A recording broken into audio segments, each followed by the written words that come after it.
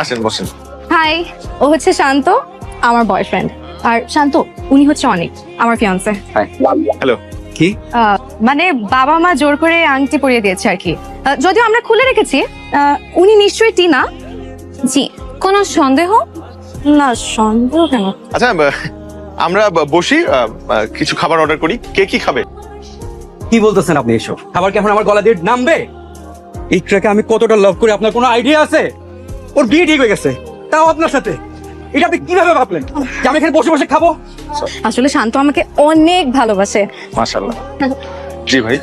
জি বাবু, বিয়েটা ভেঙে গেল। আর না হলে কিন্তু ভাই আপনাদের বিয়ের রাতে আমি করে মারা যাবো। কি বলছো এসব? ও খোদা, বাসায় সেট পেশেন্ট নিয়ে পাচ্ছি না, এখানে আরেকটা। ভাইয়া আপনি একটু শান্ত হন। দেখেন আমরা দুজনের কেউই তো চাই না এই বিয়েটা হোক, এর জন্যই তো আজকে আমরা দেখা করেছি। আপনি একটু শান্ত হয়ে বসেন, একটু বস। ভাই কি খাবেন বলেন ভাই?